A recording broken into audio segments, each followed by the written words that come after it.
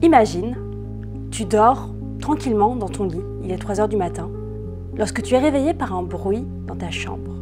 Un bruit pas très loin du pied de ton lit. Tu te réveilles en sursaut, il n'y a personne chez toi et t'as un peu froid. Donc tu tournes la tête pour découvrir que la fenêtre de ta chambre est grande ouverte. T'es pourtant sûr que tu l'avais fermée. Un nouveau bruit se fait entendre, un peu plus proche cette fois. Tu te relèves, tu sondes la pénombre et tu vois une silhouette là, juste au pied de ton lit. Une silhouette horrible, un visage tout brûlé, les paupières qui n'existent plus et un sourire ancré à tout jamais sur le visage, au couteau. Et cette personne te regarde dans les yeux et te dit « Ne crie pas, rendors-toi ». Bonsoir à toutes celles et ceux qui regardent cette vidéo. Ceci est le nouvel épisode de Histoires frippantes. Sachez qu'elle est également disponible en podcast sur toutes les plateformes, avec le lien dans la description. Portez-vous bien.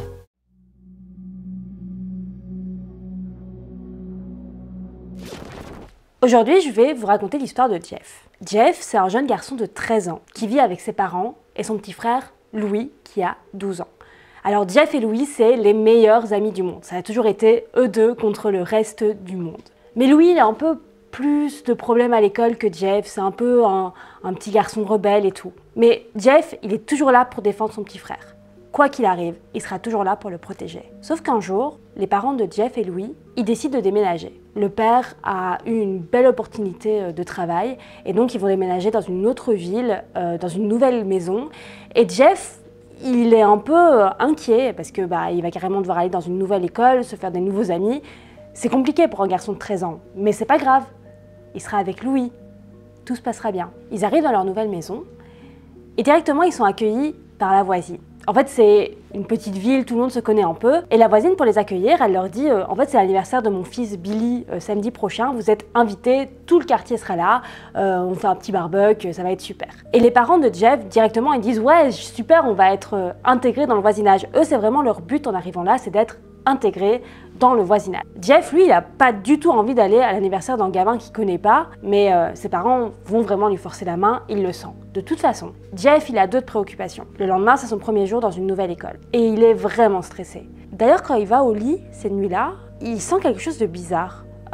Il a mal au ventre, il se sent pas bien, il se sent nerveux. Il a l'impression qu'il a une sorte de violence en lui qui grandit. Une violence qu'il n'a jamais sentie auparavant. Il dort à peine de la nuit, il en parle à personne. Le lendemain matin, il va prendre son petit déjeuner, il est épuisé, mais ses parents mettent ça sur le compte du fait qu'il va commencer une nouvelle école, donc c'est normal d'être stressé. De toute façon, Louis est là, donc tout va bien se passer. Lui et son petit frère partent pour l'arrêt de bus, et ils parlent pas vraiment tous les deux, ils sont vraiment angoissés à l'idée de toutes ces nouvelles personnes qu'ils vont rencontrer ce jour-là.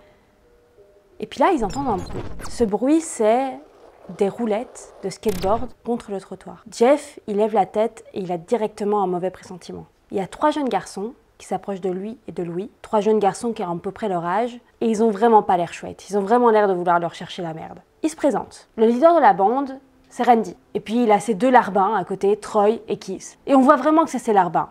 Randy, il peut leur faire ce qu'il veut. Et direct, Randy se retourne vers ses copains et il fait ah, des nouveaux arrivés, on va les bisuter quoi.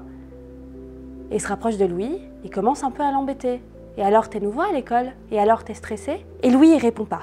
Il est à l'arrêt de bus, il a le visage baissé, il répond pas, il veut pas chercher de la misère. Parce qu'en fait, il a une mauvaise réputation, Louis, on s'en rappelle. Il a envie de recommencer à zéro. Il se laisse faire, jusqu'au moment où Randy sort un canif de sa poche, s'approche de Louis, pointe le canif sur le cou de Louis et lui dit « Et alors, tu vas me donner ton portefeuille ?» Et Louis, il met la main dans sa poche, il est bien décidé à donner son portefeuille, mais Jeff, il n'est pas du tout d'accord avec ça, on s'attaque pas à son petit frère.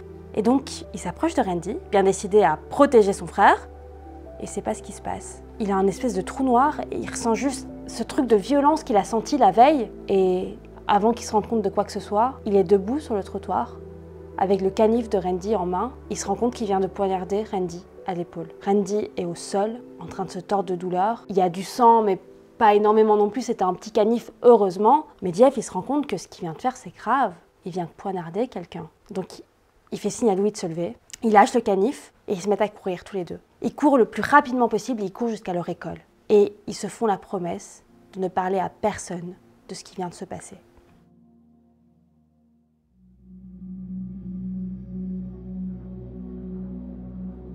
Jeff, il fait sa première journée d'école, vraiment dans un état un peu second, avec toujours cette espèce de violence en lui, parce que malgré tout, il a senti un certain plaisir quand il a poignardé Randy. D'ailleurs, Randy, Keith et Troy ne se montrent pas du tout à l'école. Et avec Louis, il rentre tranquillement chez lui le soir, en se disant qu'il peut tout oublier de ce qui vient de se passer. Sauf que une fois arrivé à la maison, Jeff il se rend compte qu'il ne va pas passer une soirée comme les autres. Parce qu'il y a la police qui est parquée devant la nouvelle maison. La police les attend. Dès que Jeff et Louis arrivent, la police les arrête. Il y a les parents qui sont là devant la porte d'entrée. La maman est en train de pleurer. Et la police leur dit « Et alors, vous n'avez pas quelque chose à nous dire sur ce qui s'est passé ce matin ?» Et Jeff, courageusement, il a directement envie d'avouer tout. D'avouer qu'il a poignardé Randy parce que Randy s'en est pris à son petit frère. C'était de la légitime défense. Sauf qu'avant qu'il ait pu faire quoi que ce soit, Louis fait un pas en avant et il dit « C'est moi qui ai poignardé Randy. Tout est de ma faute. » Comme Louis a eu des problèmes avant, les parents, ils croient Louis, ils essayent pas de le défendre. Et comme on est en Amérique, les enfants, en fait, ils peuvent aller dans des maisons de correction, même à l'âge de 12 ans. La police embarque donc Louis dans leur voiture en disant qu'il va être placé dans un foyer d'accueil le temps qu'il soit jugé comme un criminel. Et Jeff, il est là, il voit son frère partir et il pleure et il essaie de dire à ses parents que tout est de sa faute, mais ses parents directement, ils l'arrêtent. Ils lui disent « On ne parlera plus jamais de cet incident. Nous, ce qu'on veut, c'est être bien vu du reste du voisinage. Là, déjà, c'est raté, donc on ne parlera plus jamais de Louis, plus jamais de ce qui s'est passé. » Et Jeff, il essaie de protester, mais ses parents ne veulent pas. Ils veulent faire semblant que tout va bien. Et donc, Jeff, il est obligé de monter dans sa chambre et de faire semblant que son frère ne vient pas juste de se faire arrêter pour un truc qu'il a fait lui. Et les jours passent, et Jeff, il sent cette violence qui continue à grandir en lui. Et le manque de Louis est horrible. Il ne peut même pas lui téléphoner vu que Louis est dans un foyer. Il voit la chambre vide de son frère. Et il ne peut rien faire. Il ne peut même pas en parler parce que ses parents ne veulent pas l'écouter. Et d'ailleurs, le samedi matin, sa mère vient le réveiller, tout enjoué, en lui disant « C'est le jour du barbecue, le jour de l'anniversaire de Billy, donc tu t'habilles et on va chez la voisine. » Et Jeff, il a envie de protester. Comment ça, on va chez la voisine, ça va pas. Enfin, genre mon frère est dans un foyer pour un truc qu'il a pas fait. Et sa mère lui dit non, on va chez la voisine maintenant. Donc tu t'habilles maintenant, t'as pas le choix. Et donc Jeff, il se retrouve dans cette maison inconnue à fêter l'anniversaire de ce gamin inconnu. Il y a un bar, il y a tous les adultes qui sont déjà en train de se saouler alors qu'il est à peine midi. Et en fait, il sent qu'il les déteste, il les déteste. Vraiment, il sent cette violence qui continue à grandir. Et il se promet de juste se mettre dans un coin, de parler à personne, de juste attendre que ça passe. Il se met dans un coin du jardin et son plan marche jusqu'à ce qu'il entende un bruit. Ce bruit, c'est le bruit de roues de skateboard sur le sol. Il sait directement de qui il s'agit. Il lève la tête. Il y a Randy, Keith et Troy qui sont là. Randy, il a à peine un bandage autour de l'épaule. Franchement, il a été à peine blessé.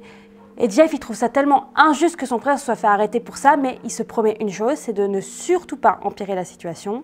Il va juste ne pas écouter Randy et tout va bien se passer. Sauf que Randy, il s'approche de Jeff et il le provoque.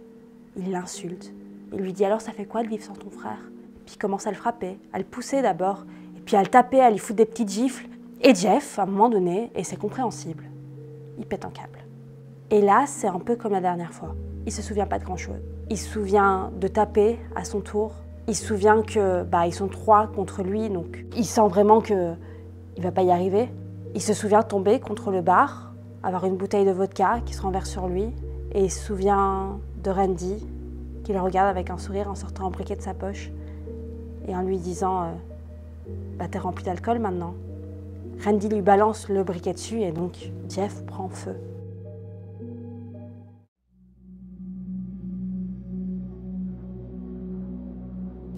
Il se réveille ensuite à l'hôpital.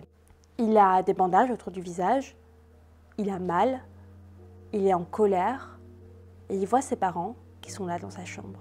Mais pas seulement ses parents, il y a aussi Louis.